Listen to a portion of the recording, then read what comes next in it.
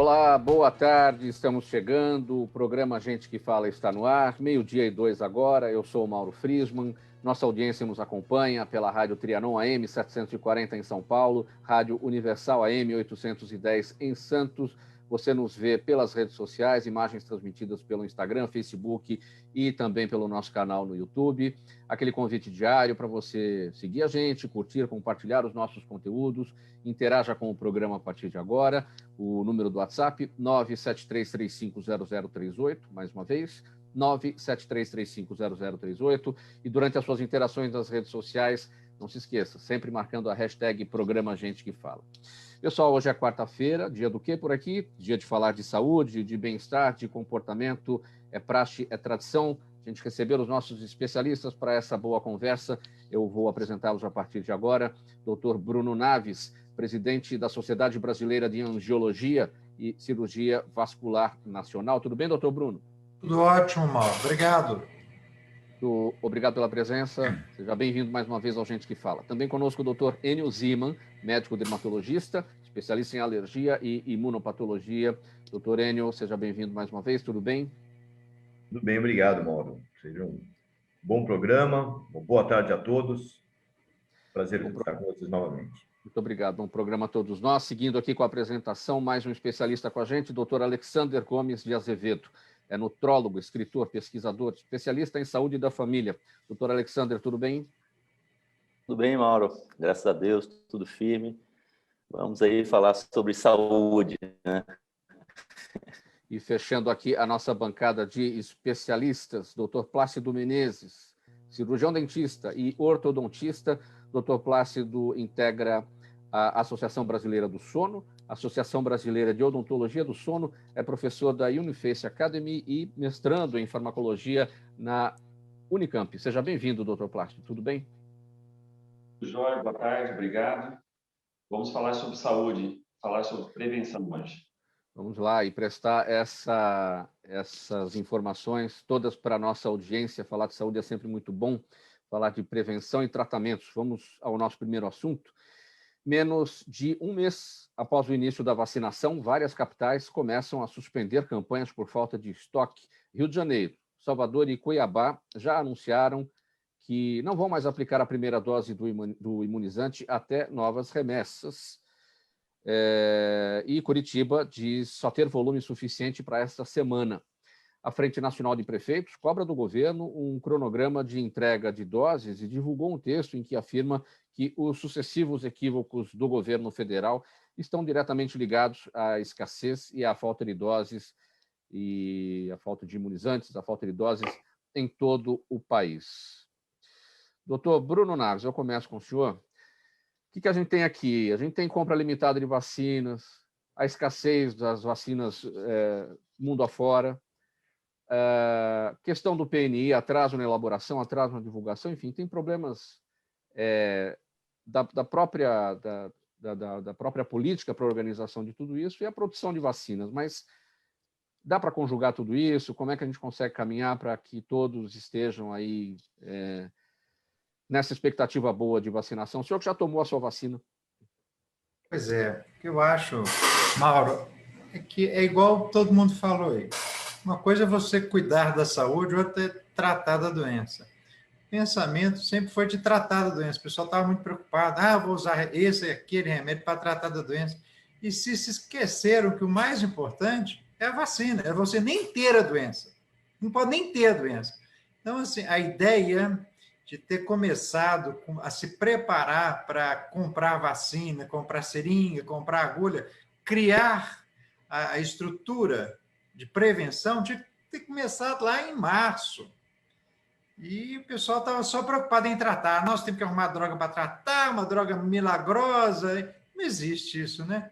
Então, agora, a gente está pagando um preço. Como na saúde, igual todo mundo, o Plácido falou, o Alexander falou, quer dizer, o Enio que mexe com dermato, ele sabe que se a gente prevenisse o sol lá dos 20 anos, a gente não ia ter câncer de pele aos 80, 70. Então, assim, saúde é uma coisa de prevenção, tem tudo a ver com prevenção e com atitude. Então, daqui para frente, o que a gente tem que fazer é continuar se cuidando extremamente bem, distanciamento social, o uso de máscara, lavar bem as mãos, evitar aglomeração, que é fundamental, e torcer para que essa vacina possa ser entregue a todos da melhor forma possível. Mas agora não adianta reclamar, agora a gente tem que se preocupar e admitir que até o final do ano a gente vai conviver com isso aí. Eu já mandei fazer minha máscara de Papai Noel. Doutor Enio, como eu destaquei aqui na leitura da nossa nota, Rio de Janeiro, Salvador e Cuiabá anunciaram que não vão mais aplicar a primeira dose do imunizante até a chegada de novas remessas. Os prefeitos cobram o governo. Bom, pelo menos aqueles que tomaram a primeira dose, a princípio, têm a segunda dose garantida, né? Então, mas para onde caminha isso tudo, diante de todas as limitações e falhas aí que ocorreram?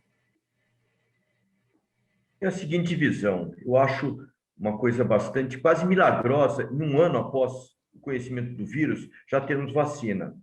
Foi um trabalho muito rápido, inédito, só tenho que cumprimentar os colegas que desenvolveram essas vacinas, mas eu acredito que, no momento, seria oportuno iniciar uma operação de guerra.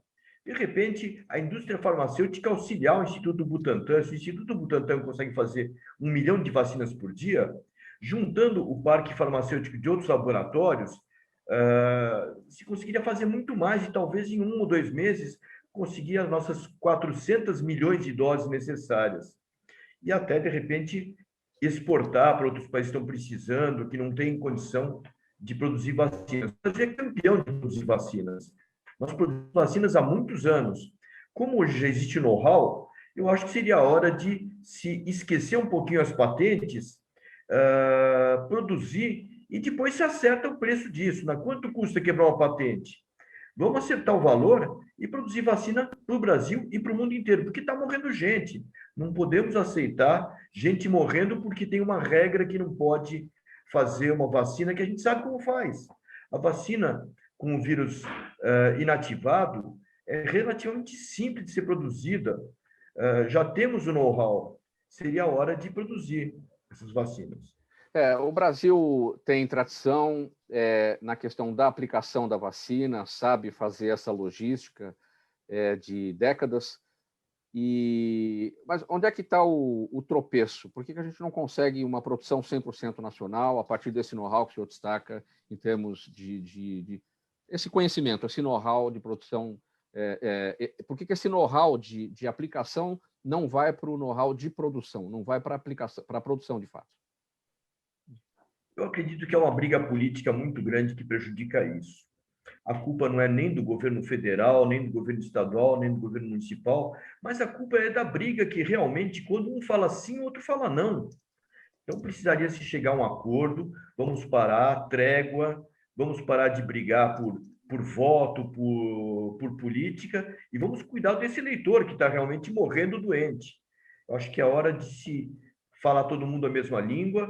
Existe a vacina é eficiente, então ela tem que estar à disposição de todo mundo, rapidamente. Não se pode perder tempo.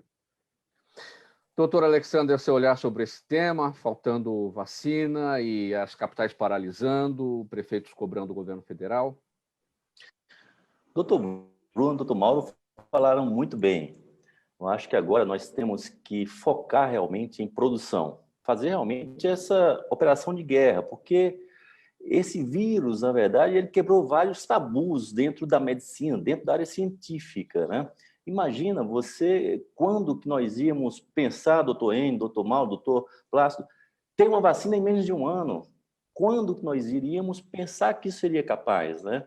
Então, realmente houve essa operação de guerra com os laboratórios. Agora, precisamos realmente, no Brasil, esquecer a guerra política e fazer, ter uma sinergia, deixar de pensar em 2022, na campanha 2022, e pensar na campanha de vacinação agora, hoje, porque morre muita gente com causas evitáveis, né? Então, a vacina está aí, ela é eficaz, devemos realmente produzir, focar em produzir, porque a nossa rede de distribuição ela é muito boa aqui no Brasil. Falta realmente os governos se entenderem conversarem, colocar a política abaixo da saúde, que deve estar sempre acima de tudo. Doutor Plácido Menezes, se olhar sobre essa questão da paralisação da vacinação em algumas capitais e os prefeitos cobrando o governo federal em relação à falta dos imunizantes.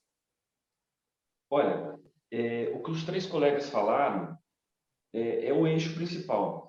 Mas se a gente pensar como um todo, toda essa situação ela foi muito atípica para todos, né? Os próprios médicos bateram cabeça com isso lá atrás, em tentar entender a doença. Então, hoje se entende a doença de um jeito mais tranquilo. Nós temos um problema também que, com o advento da vacina, eu acho que as pessoas começaram a relaxar muito. Tem a vacina agora, e começaram a relaxar, e quem tomou a vacina está muito relaxado. A gente presta atenção nas mídias sociais, como as pessoas estão. Então, é o que o doutor falou no começo. Eu acho que a gente não é a hora de relaxar. Eu acho que prevenir é o melhor remédio. Usar máscara, manter um certo distanciamento, isso é muito importante. Agora, essa questão envolve muita coisa política.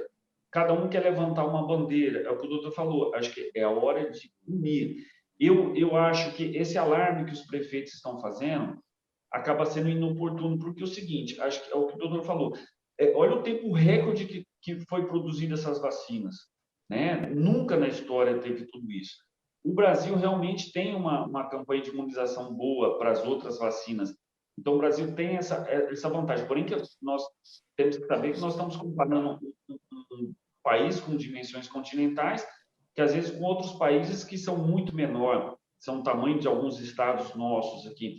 Então, a gente tem que ter um pouco de paciência, né? A gente não pode descarregar tudo em cima do governo federal, porque a gente depende não só em cima do governo, mas nós dependemos, inclusive, da matéria-prima que vem de fora. É isso que o doutor falou, da gente ter outros laboratórios, eu acho muito válido, né? Só que a gente esbarra também no problema da produção da matéria-prima para poder envasar essas vacinas, né? Então, é um assunto delicado que envolve diplomacia, envolve ego político, né? Envolve vaidade política, e a gente está na última ponta, lá na base da pirâmide. Mas o que a gente tem que fazer, eu acho, como população, como seres humanos? Prevenir é o melhor remédio. Eu cobro isso muito dos meus pacientes. Prevenção é tudo. Por exemplo, uma coisa que eu não sei como foi no estado de vocês, mas aqui no nosso, o estado deu feriado. A prefeitura de Campo Grande, Mato Grosso do Sul, não deu feriado. Nós estamos trabalhando normalmente aqui, desde segunda-feira, normal. Só que algumas repartições do governo, por aqui ser sede do governo, deu feriado. A gente viu vários pacientes viajando. Então, semana que vem já corre-se um risco, porque as pessoas estão retornando. E a gente viu nas mídias muitas situações de aglomeração. As pessoas estão deixando de fazer a sua parte. E aí acaba colocando o ônus em cima do governo. Não. O governo ajuda a administração pública. Mas nós temos que fazer a nossa parte como cidadãos, cuidar, prevenir. Aqui no estado de São Paulo não houve o feriado, houve o feriado bancário apenas, e a maioria das pessoas, muita gente trabalhou mesmo nesses dias. Agora, o que se viu também, apesar de não ter feriado, muitas festas, muita gente realmente se aglomerando, sem uso de máscaras, e como o senhor destacou no início da sua fala, gente que já tomou a vacina e acha que agora está tudo bem, sai por aí, já estou imunizado. Esta pessoa está realmente protegida, mas ela pode entrar em contato numa superfície qualquer com o vírus, cumprimentar alguém, abraçar alguém e passar esse vírus adiante, né? Então, essa conscientização é necessária nesse momento, mesmo aquelas pessoas que estão vacinadas, algumas, poucas, com 2 doses já, né? E daquelas que receberam só a primeira dose ainda, mas é importante prestar atenção nesse ponto. Não é verdade? Com certeza. Principalmente, Mauro, só uma coisa rápida, que não é que você tomou a vacina hoje, que você já está imunizado. Ela leva um tempo para isso, né? Por isso que tem realmente que ter todos esses cuidados, né, que o Dr. Plácido está falando. Prevenção. E você acaba se tornando um vetor, né? Às vezes você está imune, mas você está transmitindo. pela fala, a gotícula de saliva, bancada, como até que a gente fez uma reportagem semana passada sobre escova, às vezes em hotéis você deixa numa pia, você se contamina e você transmite também. O brasileiro, ele transmite, ele joga todo o ônus, não todos, né, mas em cima da parte pública, mas a gente tem que fazer a nossa parte, tá, aprender a se prevenir e não transmitir tudo para o público, porque você transmite tudo para o público quando você é um país socialista, que o governo manda em você, você é um robô. Nós temos que fazer a nossa parte. Isso é muito importante. Não esquecer do seu ônus, né? Porque o brasileiro só quer o bônus. O bônus vem a nós. A gente tem que pensar no vosso reino. A gente fazer a nossa parte como cidadão. E isso não é o Covid como um todo, como o doutor falou uma coisa, a prevenção. A gente tem que prevenir. O Covid, ele veio mostrar a fragilidade do organismo. A gente vê pessoas que são acometidas, não acontece nada, outras acontecem situações mais graves, tudo por conta de uma fragilidade do organismo. Então, está na hora das pessoas refletirem em cima disso, que o Covid veio mostrar toda essa riqueza que nós temos. Então, aprender a prevenir como saúde, não só como Covid, mas outras situações na área da saúde, na área alimentar, na área respiratória, na área cardiológica, em todos os fatores, porque as pessoas vão, não fugindo do tema, mas vão até 40, 50 anos ao Deus do Ará. Aí depois, quando chega nos 60, 70, quer começar a cuidar. Só que ele já estragou o corpo dele, já fica muito mais difícil. Não é melhor prevenir antes com uma alimentação adequada, um equilíbrio fisiológico do corpo, né? E é a mesma questão na Covid. Muito bem, 12h19, edição do programa Gente que Fala, edição de quarta-feira, sempre por aqui, às quartas-feiras, os nossos assuntos relacionados à saúde, ao bem-estar e também ao comportamento. Hoje com a gente, no comando da mesa de som do programa Gente que Fala, o Sérgio Souza. Serginho, vamos para aquele intervalo rapidinho, 30 segundos, e na volta aqui, a gente vai falar sobre um outro tema, que é o seguinte: o hábito de respirar pela boca favorece a entrada de doenças como a Covid-19. Tá bom? Em 30 segundos a gente volta. Até já. Está precisando de certificado digital? A SP Certificados é especializada para atender micros e grandes empresas de forma simples, rápida e descomplicada, com preços a partir de R$ 149. Localizada por toda a Grande São Paulo para estar junto de você, com o certificado digital ideal para sua necessidade. Entre em contato conosco, telefone 11 3854 1144 ou acesse nosso site spcertificados.com.br. Rádio Trianon AM 740. Informação, prestação de serviço, utilidade pública. 12h20, de volta com o programa Gente que Fala, Rádio Trianon AM 740 São Paulo, Universal AM 810 Santos. Olha, pessoal, as pessoas que respiram pela boca têm predisposição a déficits imunológicos, o que favorece a entrada de enfermidades no organismo, incluindo a Covid-19.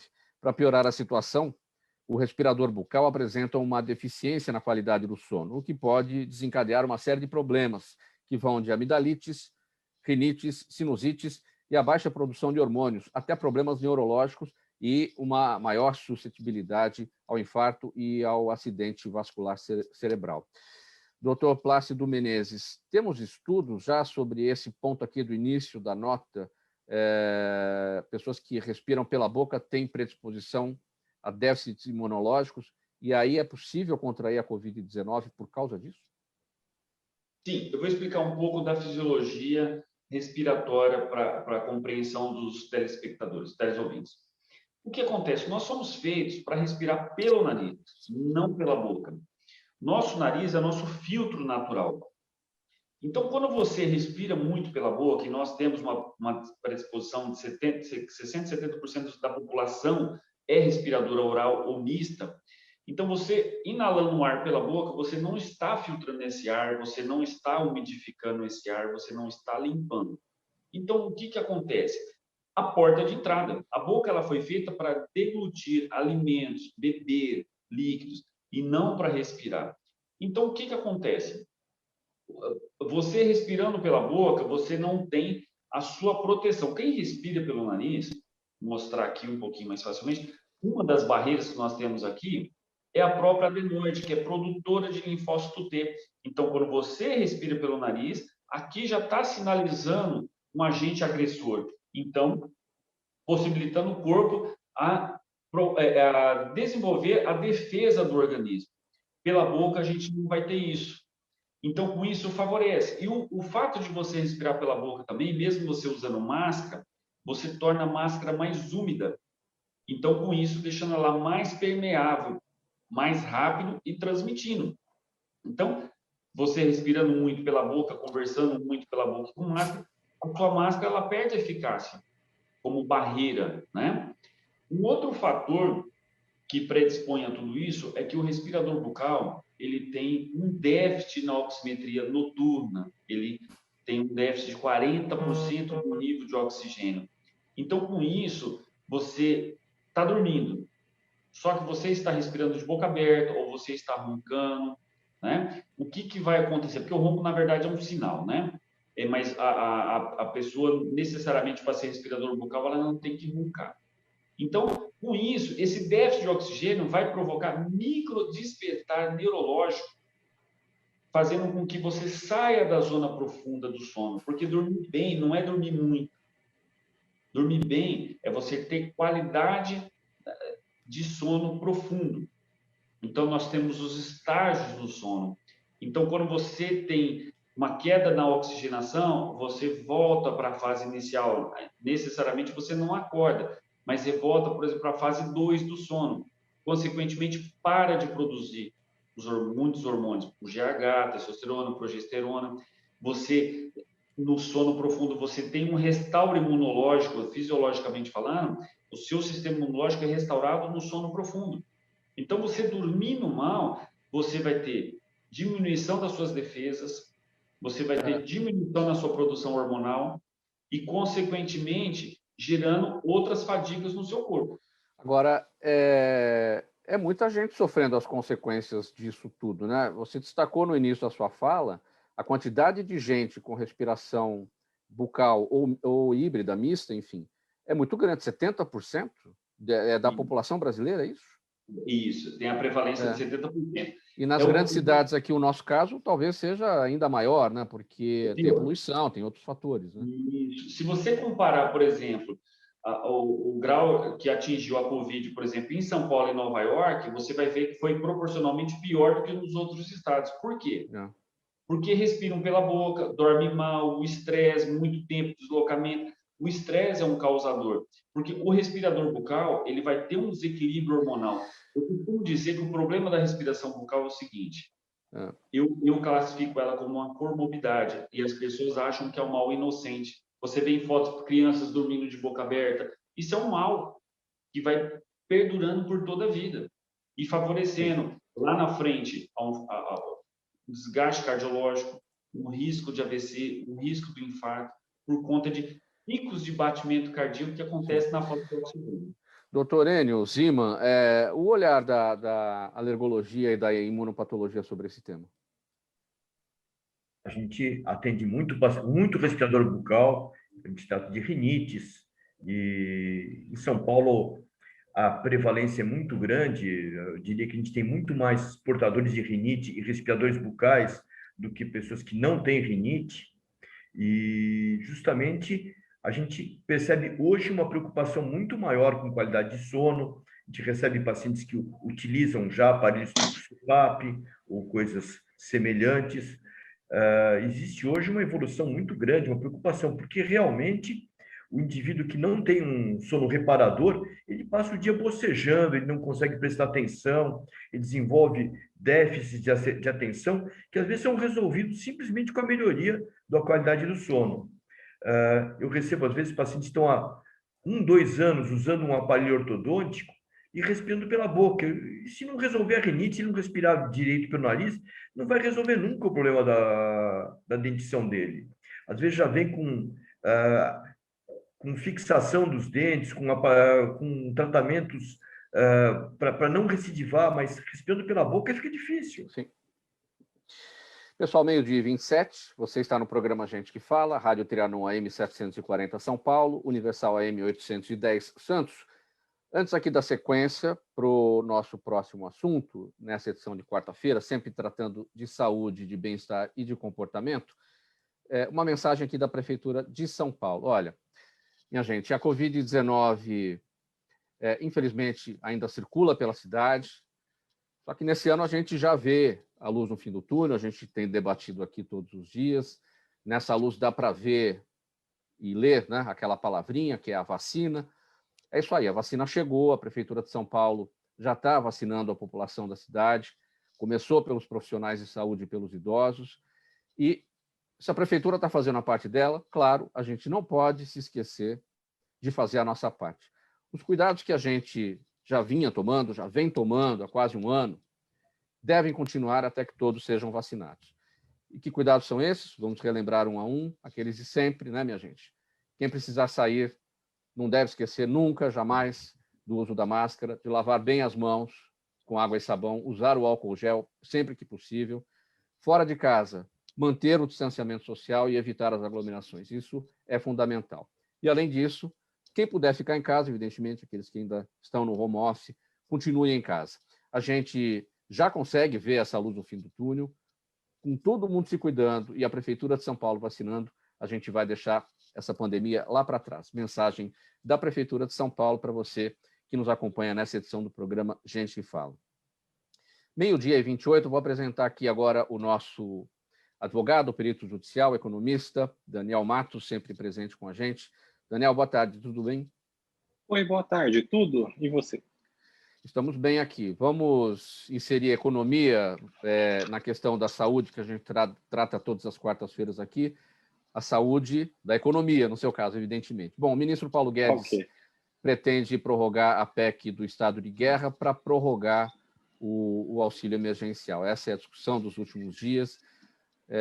Evidentemente, tudo isso tem que ser feito com respeito aí às contas públicas, ao teto e tudo mais. Quais são os efeitos que isso pode trazer?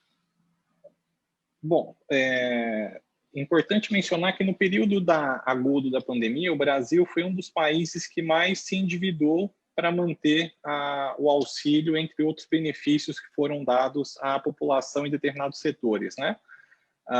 Até o final do ano, havia, né, uma interpretação muito ruim de prorrogação desse benefício, né? A fala recente, até mesmo do presidente, ele mencionou que a intenção é que esse benefício novo de R$200 ou R$250, ele tenda a alcançar uma parcela mais específica da população, que são aquelas pessoas efetivamente que já não tinham receita e que, logicamente, como política pública, é uma política interessante para você combater e erradicar a pobreza, pelo menos diminuir os níveis de pobreza. Infelizmente, né, e aí até com a introdução que eu fiz, qual é o problema? Como o Brasil ele foi um dos países que mais se endividou para superar esse momento de crise, essa massa de endividamento vai ser paga pela população no geral, né, no futuro. E esse pagamento ele se dá por meio de inflação. Né? A gente vê agora índices muito altos, como do IGPM, tocando quase 28% nos últimos 12 meses. Imaginando que isso seja aprovado, você resolve um problema redistributivo, que é contribuir com esse combate à pobreza dessa parcela da população. Entretanto, toda a população sofre com aumentos inflacionários e que isso vai ser frequente ao longo desse ano, eu imagino. E aí o que se tem discutindo muito também é se a Selic vai aumentar o patamar para combater a inflação. Aí você tem um efeito duplo, que ele é muito ruim, porque se você aumenta, combate a inflação, mas você desacelera o mercado. Se você não aumenta, a inflação continua subindo. Então, eu acho, né, que se for feita essa prorrogação, deveria ser bem pensada e pensar inicialmente em aprovar a reforma administrativa para mostrar ao mundo a intenção de conter esse endividamento futuro e permanente. Agora, esse último ponto que você tratou, Daniel Matos, é a questão do controle inflacionário. O governo usa a taxa Selic, que está em 2% ao ano, para o controle da inflação, porque você aumentando a taxa de juros, você desencoraja as compras a prazo, porque o crédito fica mais escasso, os juros aumentam, né? Agora, de qualquer maneira, há uma expectativa de baixa inflação. Pelo menos janeiro trouxe 0,25, né, no IPCA, contra as 1,35 em dezembro, né, e que fez aquela explosão da inflação de 2020. Não é isso que o mercado está esperando? Uma inflação mais controlada? Não, então, ela tinha o IPCA, a projeção para o final do ano é que se não for feito nada, ele extrapole a banda superior, né, chegando quase a 4, né? E aí por isso que o mercado já vem precificando bem até o final do ano uma Selic em 3,75, tá? Logicamente que a inflação, ela não tem o mesmo efeito de uma forma generalizada. Tem setores que são mais afetados pela inflação, tem outros setores que são menos afetados, né? O IGPM chegou a 28%, a inflação, como você bem apontou, não seguiu tanto, né? Porque a inflação, ela mede o consumidor amplo, né? E o outro já é o índice mais generalizado de preços, né? Então, logicamente, você tem efeitos distintos, né? Aquele boom do consumo foi inicialmente pós-pandemia, lá junho, que as pessoas passaram a consumir o que não consumiram em razão das medidas restritivas, e você teve depois uma equalização, um equilíbrio do consumo agora. Tá? Então, eu imagino assim, que se não for feito nada, você ainda tem esse aumento inflacionário, que até na literatura de economia isso é uma medida que já é esperada por reduzir muito a Selic. Legal. Daniel Matos, obrigado por suas análises sobre essa questão dos efeitos da economia na saúde financeira do país e, claro, na saúde financeira das pessoas também. Até a próxima. Agradeço, boa tarde aos colegas. Meio-dia e 33, seguindo para mais um assunto por aqui, vai acontecer agora, dias 19 e 20, na sexta e no sábado, o Meeting 2021, é um dos eventos mais esperados da especialidade vascular, e que vai acontecer pela primeira vez de forma híbrida, com debates transmitidos do Hotel Maxud Plaza. O evento contará com profissionais de referência internacional, atualizando temas como as controvérsias na doença venosa, doenças oclusivas de membros inferiores, desafios na carotídea e até mesmo os impactos da Covid no setor. É um elenco aqui bom, hein, doutor Bruno? Vamos começar aqui por essas controvérsias na doença venosa. Que controvérsias são essas? Acontece, Mauro, primeiro que uma coisa muito interessante, a pandemia proporcionou para a gente os eventos híbridos. Hoje a gente consegue estar com convidados estrangeiros, expandiu muito. Um evento como esse, por exemplo, é esperado 2.000 pessoas participarem. Isso é sensacional, isso foi um grande ganho da pandemia. Em relação às controvérsias venosas, a gente procura fazer um evento no começo do ano, justamente porque algumas coisas vão mudando, vão se atualizando. Então, a gente dá uma atualizada. Esse evento ele é direcionado para coisas novas, para coisas controversas, para o dia a dia. E aí a pessoa está mais preparada para enfrentar o ano. Então, no começo do ano, a gente já faz um evento com guidelines, com coisas que a gente tem que seguir, dar uma renovada e uma atualizada no conhecimento. Então, no caso das veias, uma das coisas que a gente está muito surpreso é com a quantidade de trombose que a gente está vendo pessoas que tiveram Covid. E durante o Covid é muito comum, muito comum. Tanto é que o anticoagulante, para quem interna, é mandatório. Mas depois, 2 meses depois, pacientes que têm varizes, por exemplo, têm tido tromboses venosas, de uma forma que está surpreendendo muito. Então, esse vírus tem ensinado para a gente muitas coisas. São novidades que a gente está aprendendo junto com todo mundo. Essa é uma grande novidade. Então, essa questão dos impactos da Covid-19 na sua área, né, da angiologia, né, da cirurgia vascular, é o que mais preocupa, porque tem muita gente desenvolvendo trombose durante a Covid e depois. Na verdade, o Covid é uma doença inflamatória e a inflamação maior é no endotélio da parede vascular, na parede do vaso. Chama endotelite. Então, é essa endotelite que causa, por exemplo, os problemas, as pequenas tromboses que a pessoa tem no pulmão, ou no cérebro, ou no coração, ou membros inferiores. Mas a base de tudo é uma inflamação na parede vascular. Então, é uma doença vascular. E isso repercute em todas as áreas, porque tem vaso em todo lugar. Para finalizar esse tópico, doutor Bruno, a sua área, ou as suas áreas deram um grande salto, ou a medicina deu um grande salto de uma maneira geral com a questão do Covid-19, muitas coisas passaram a ser tratadas, cujos olhares não estavam voltados para essas coisas até então? Deu um grande salto para a gente tentar resolver problemas de uma forma mais acelerada, igual, por exemplo, a vacina, né? Que demorava 13 anos e tal, de repente, com um ano fez. Então, nós conseguimos encontrar muitas soluções de uma forma mais rápida. A pessoa está com uma trombose ali decorrente de uma imunotrombose. Então, o que nós vamos fazer? Vamos usar isso. Então, novos tipos de medicações, táticas, inclusive cirúrgicas, porque algumas tromboses têm uma abordagem cirúrgica. Então, nesse aspecto, houve uma evolução acelerada. E esse evento, agora, dias 19 e 20, Meeting 2021, é só para profissionais, a população ou pacientes que tenham problemas relacionados com o que a gente falou aqui não podem acompanhar, é só para profissionais mesmo, né? Esse evento é um evento da nossa sociedade para todos os associados médicos. É um evento gratuito, a sociedade agrega valor, oferecendo, né, ao seu associado um evento de atualização internacional e muito bom, mas é só para associado mesmo. 12h38, edição do programa Gente que Fala, Rádio Trianon AM 740 São Paulo, Universal AM 810 Santos, também nas redes sociais. Eu chamo aqui o Serginho Souza com a gente na mesa de som para rodar o nosso próximo intervalo. Na volta, em 30 segundos, o livro Terapia Nutrológica para Autistas, do nutrólogo Alexander Azevedo, que está aqui com a gente, vai ser o nosso assunto. Até já. Está precisando de certificado digital? A SP Certificados é especializada para atender micros e grandes empresas de forma simples, rápida e descomplicada, com preços a partir de R$ 149.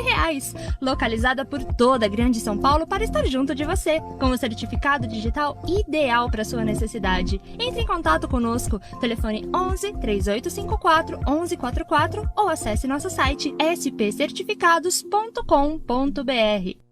Rádio Trianon AM 740. Informação, prestação de serviço, utilidade pública. 12h39, de volta com o programa Gente que Fala, edição de quarta-feira, sempre tratando por aqui sobre saúde, bem-estar, comportamento. Nosso próximo assunto: a maioria dos autistas tem uma alimentação irregular. Isso quer dizer que se alimentam mal e, consequentemente, podem apresentar deficiências nutricionais importantes. No livro Terapia Nutrológica para Autistas, o nutrólogo Alexander Azevedo aborda a importância do cuidado com essa alimentação e dá uma série de sugestões capazes de melhorar os sintomas e a qualidade de vida dos autistas, e até mesmo prevenir que ocorra algum transtorno no neurodesenvolvimento. Doutor Alexander, o que o seu livro Terapia Nutrológica para Autistas traz de importante sobre essa questão?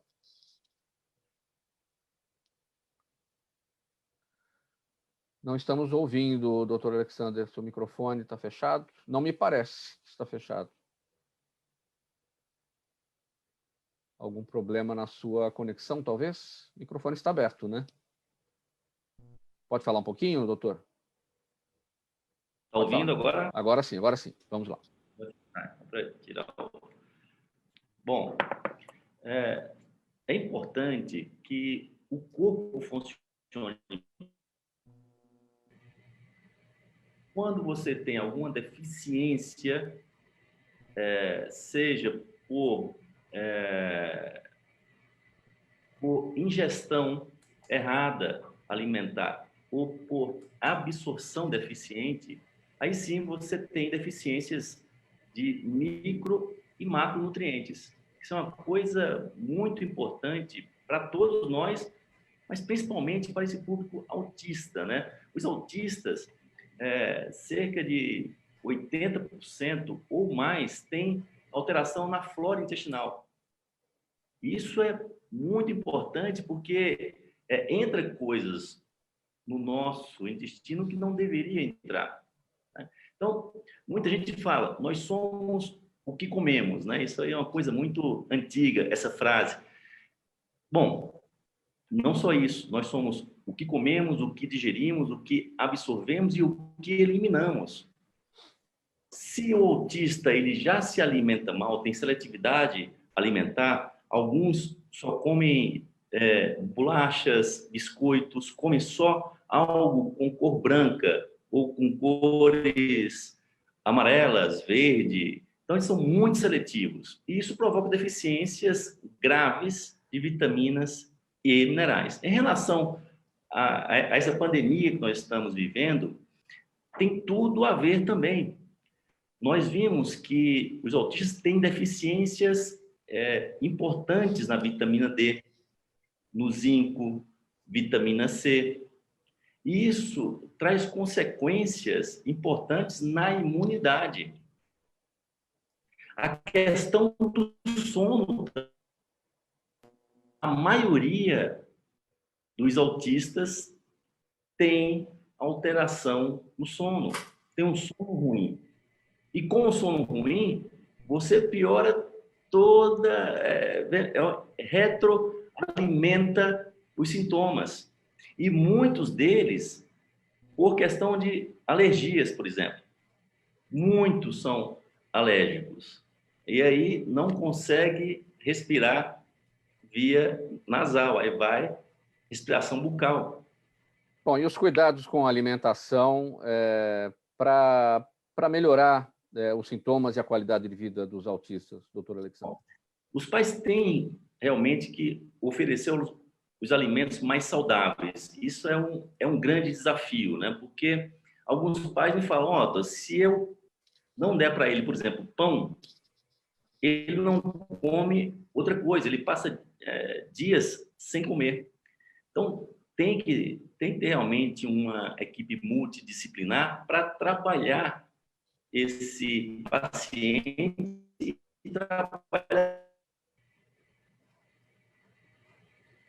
Doutor Alexandre Gomes, um problema na sua conexão, sua imagem travada, seu áudio também parou, 12h43, o senhor acompanha a gente? Está ouvindo agora? Algum problema na conexão? Eu não sei se você me ouve, faz uma gentileza. Sai da conexão e entra de novo, tende a melhorar. Enquanto isso, a gente vai seguindo aqui, 12h44, 16 minutos para 1, sobre o tratamento da acne. Doutor Enio Ziman, olha, é uma patologia frequente no consultório do dermatologia, a acne ou o acne, as duas formas são bem aceitas, é um problema estético e social que pode surgir em qualquer fase da vida, porém, mais frequentemente na adolescência. E o tratamento varia bastante. Claro, sempre existem dúvidas, vamos esclarecê-las a partir de agora. Doutor Enio Ziman, a alimentação influencia na acne ou no acne? A alimentação influencia, de uma forma moderada, porém influencia. Não tanto quanto as pessoas imaginam, muita gente acredita que porque come uma fritura vai piorar o acne, porque come chocolate vai piorar o acne, o amendoim também é muito incriminado, e a influência é relativamente pequena. Porém, uma boa alimentação, uma boa dieta provoca uma saúde melhor e uma melhor saúde, menos acne. A gente observa muito que quando a gente diz que o chocolate não é o culpado, a gente ouve muita resposta, puxa, mas quando eu como chocolate eu tenho acne. E aí eu costumo lembrar sempre as meninas que na fase pré-menstrual elas têm uma tensão, elas ficam desesperadas, é a fase que tem mais acne, e aí elas não resistem a comer o chocolate. Todo o chocolate que elas evitaram o mês inteiro, elas comem nessa época. E põem a culpa do acne no chocolate, mas o acne é causado pelo pico hormonal e não pelo chocolate em si. E a questão do pico hormonal explica o porquê do acne ou da acne na adolescência. Podemos dizer que todo acne é hormonal. Nem todo acne é do adolescente. A gente usa muito o termo acne inflamatório da mulher adulta, que hoje, para mim, é muito mais frequente do que o acne do adolescente. O acne do jovem, que tem muito cravo. Cravo também é acne, faz parte do grupo do acne. O acne é um processo inflamatório, uma alteração do processo de queratinização da pele, e a gente pode dizer que praticamente quase todas as pessoas têm alguma fase de acne durante a vida. Muitos têm durante a vida inteira. Agora, acne, espinha, ou melhor, cravos e espinhas não são acne. Acne é o causador disso tudo, né? O acne é um quadro global. Os cravos, as espinhas, os chamados comedões, os cravos, né, e as espinhas, são uma parte do espectro do acne. A gente considera um acne grau 1, por exemplo, quando predominam os cravos, grau 2, quando tem pápulas e pústulas, e aí grau 3, quando tem nódulos, grau 4, quando tem nódulos, cicatrizes queloidianas. Então, o espectro do acne é muito amplo. O que acontece quando a gente espreme as espinhas e os cravos? eu acredito que todo mundo tem uma fase de acne e que quase todo mundo passou pela sensação de espremer uma espinha, né? Inclusive, muitas vezes, não só o paciente, como parentes, amigos, namorados, e tem aquela tentação de espremer. O risco é deixar uma marca, o risco é provocar uma disseminação de bactérias, porque o acne tem a presença frequente de bactérias, e realmente existe um certo risco dessa manipulação do acne, não só no momento da manipulação, como deixando marcas que podem ficar a vida inteira e depois nos dão um trabalhão para tratá-las. É possível evitar acne com o uso de pílulas anticoncepcionais, porque muitas vezes as pílulas são causadoras. Como a maioria do acne, a maioria dos quadros de acne é muito influenciado por hormônios, a regularização do ciclo auxilia bastante. A gente não indica o uso da pílula como tratamento principal do acne, mas em muitos casos, quando há uma indicação, um ovário micropolicístico, uma alteração menstrual, é importante o trabalho simultâneo do ginecologista com o dermatologista. E essa substância isotretinoína é o que tem de mais eficaz para o combate, para o tratamento? A isotretinoína é um isômero da vitamina A, é um produto que a gente utiliza há mais de 40 anos para o tratamento do acne, e a gente pode dizer que mudou profundamente a evolução do quadro de acne. A isotretinoína foi indicada inicialmente para acne grau 3 e grau 4, hoje se estende a quadros mais leves, se controla a dose e a gente tem bastante resultado. A gente tem um problema com a isotretinoína porque ela é um produto que pode causar malformação fetal em pacientes que vão engravidar durante o uso, então ela tem um controle muito rigoroso. Ela tem algumas alterações, algum grau de toxicidade, então ela é utilizada em doses altas, pode ter alguma toxicidade para fígado, e a gente procura acompanhar o tratamento com a porção de exames, mas é uma substância muito eficaz e hoje é considerada a substância mais prescrita por dermatologistas, tanto no Brasil como no mundo inteiro. 12h49, já vejo que o doutor Alexander está de volta aqui, já está reconectado, eu acredito que esteja tudo bem com o áudio dele. Doutor Alexander, a gente falava aqui, eu vou lhe pedir a brevidade para a finalização daquele tópico, a questão da alimentação, né, dos autistas, enfim, quais são as sugestões para melhorar os sintomas e a qualidade de vida deles. Eu quero aproveitar e já abrir aqui a nossa sequência de perguntas dos nossos entrevistados, já que você vai estar com a palavra, doutor Alexander. A Camila Guacelli, nossa audiência no Facebook, pergunta o que fazer para melhorar o intestino preguiçoso. Bem brevemente, esses dois tópicos, encerrando a questão dos autistas e a pergunta da Camila, por favor. Bom, questão dos autistas, o ideal realmente é uma dieta variada, né? Mais frutas, verduras, legumes, que aí ajuda também a parte intestinal. Sabemos que é muito difícil trabalhar com esse público, então eu recomendo muito a suplementação nutricional no início para que nós consigamos equilibrar o organismo e todas essas taxas que podem estar baixas dos autistas. Questão intestinal, muito importante, os pré e probióticos. Nós precisamos trabalhar bem o nosso intestino, né? Que é o nosso segundo cérebro, porque ele tem neurônios, em torno de 300 milhões de neurônios tem no nosso intestino. Grande parte da nossa serotonina é produzida via intestinal. Então, nós temos que cuidar bem dele. Intestino preguiçoso, bastante fibras, água, trabalhar com os pré e probióticos, né, que são as nossas bactérias amigas, e fazer exercícios. Isso aí você vai ajudar bastante o teu intestino com isso. O seu Jaime do Jardim Bonfilholi, perguntando aqui também, sempre com a gente, todos os dias. Doutor Bruno, quais seriam os efeitos benéficos da ingestão diária de um analgésico infantil? Pergunta o seu Jaime do Jardim Bonfilholi. O efeito benéfico é o que a gente chama de antiagregação plaquetária. Ele deixa o sangue mais ralo. Então, para pessoas que têm já um pouco de colesterol elevado, alguma placa que é um cálcio ou uma gordura que se fixa nas artérias, ele é bom porque ajuda a prevenir tromboses arteriais. Uma questão minha aqui, doutor Bruno Naves, a questão do home office ainda para muita gente, as pessoas misturando aí dentro de casa as atividades particulares e as atividades profissionais e permanecendo muito tempo paradas, né? As dicas para evitar os problemas vasculares, principalmente nos dias mais quentes, agora a gente está no verão, e para essas pessoas que estão em casa e que, por vezes, ficam muito tempo paradas, sentadas. Só essa semana eu tive 3 casos de trombose, a gente ficou mais que 4 horas parado na frente do computador. Então, a dica é uma métrica, 50-10. A cada 50 minutos, levanta 10, anda um pouquinho. Eu brinco que circulação tem que ter ação, tem que ter movimento. Sangue que circula não trombosa. E outra métrica legal é 30-30. 30 minutos de atividade física, 30 dias por mês. Pessoas que fazem atividade física regular têm uma musculatura melhor e um melhor retorno venoso. Então, no primeiro caso, a cada 50 minutos, uma caminhadinha de quanto tempo? 10 minutinhos. 10 minutos. 50-10. Lembrar disso, 50-10. E 30 minutos de atividade física durante 30 dias. Muito bem. Isso, simples.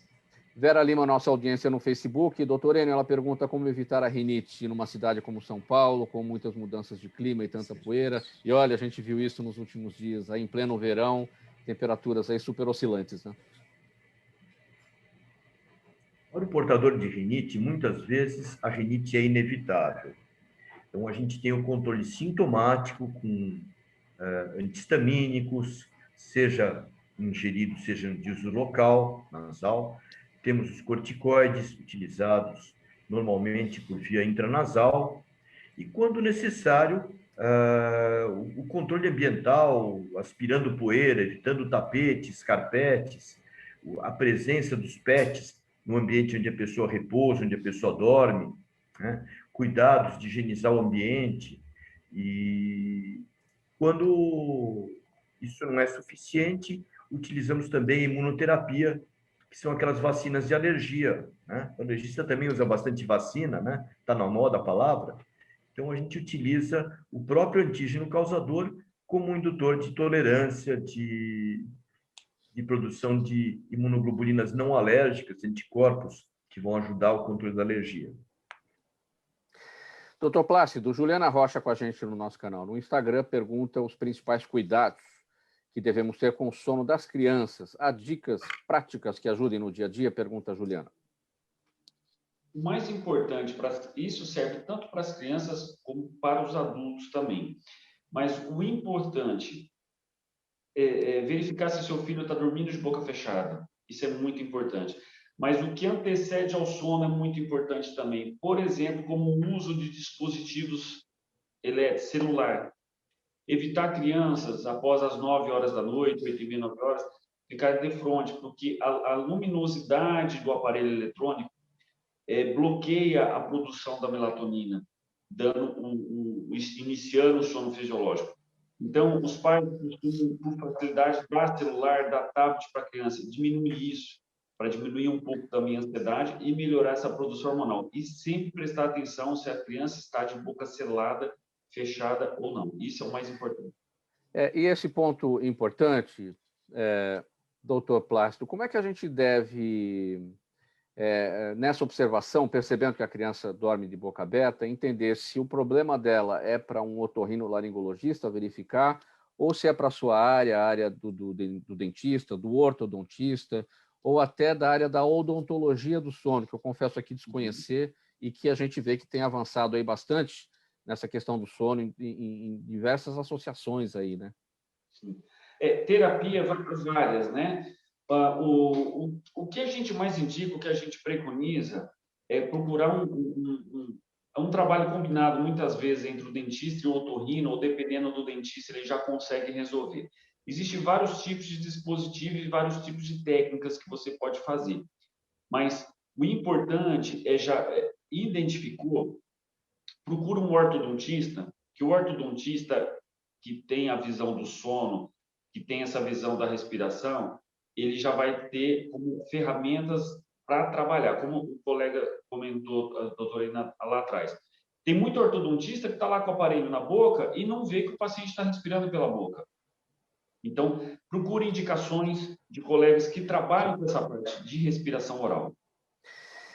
E, doutor Bruno Naves, novamente aqui o Luiz Carlos Souza no YouTube com a gente. Pergunta qual é a relação entre casos de trombose e Covid-19?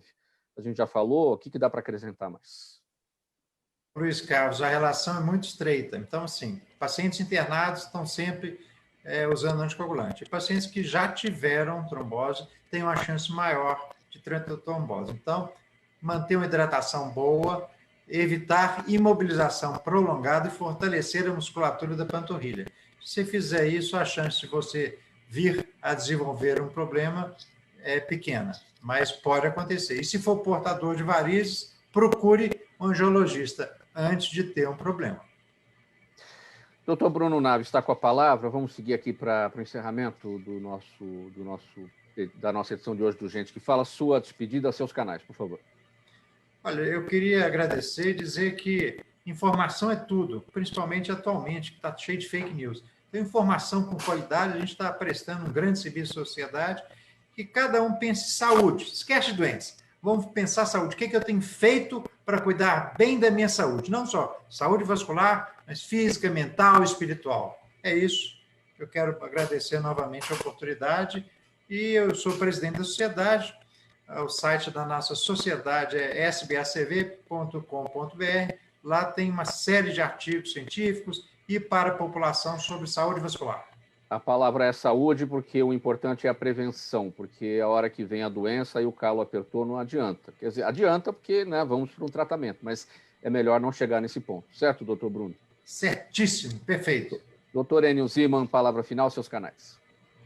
Agradecer a participação, acho que o programa foi maravilhoso e a gente sempre tem alguma coisa a acrescentar, então a gente deixa os canais, o dermatoenio.com.br, tem o Instagram também, Dermatoenio, deixamos à disposição e a gente procura responder as dúvidas dos ouvintes dentro do possível. Muito obrigado. Doutor Alexander Gomes, sua despedida, seus canais. Muito bom, parabéns a todos, temas excelentes, atuais e prontamente respondidos, né? Parabéns a todos, parabéns, Mauro. Seus canais, doutor? dralexander.com.br, site, e Dr. Alexander Gomes, Instagram. Doutor Plácido Menezes, sua despedida e seus canais. Quero agradecer a todos os colegas. Foi uma entrevista maravilhosa, dividindo esse conhecimento entre todos. Caso queiram mais informações, pelo Instagram é mais fácil, Dr. Plácido Menezes ou dr.plácido Menezes. Lá tem vídeos e informações que podem, de repente, auxiliar a população também. Agradeço a todos pela participação. Muito obrigado pela presença de vocês, todos em nome da equipe do programa Gente que Fala, nessa edição de quarta-feira, tratando de saúde, bem-estar e comportamento, os nossos especialistas, os doutores Bruno Naves, Enio Ziman, Alexander Gomes de Azevedo e Plácido Menezes. Até uma próxima oportunidade. Eu vou destacar aqui a nossa ficha técnica, na mesa de som o Sérgio Souza, que também é o gerente técnico da Rádio Trianon, a apresentação minha, Mauro Friesman, pauta e redação Pedro Schiavon, a nossa diretora de produção Zenilda Salvato, Fausto Camunho, nosso diretor-geral, e do outro lado você, ouvinte, espectador, a razão da nossa presença aqui todos os dias. Muito obrigado pela audiência, 1h em ponto agora. Tchau, tchau, até amanhã.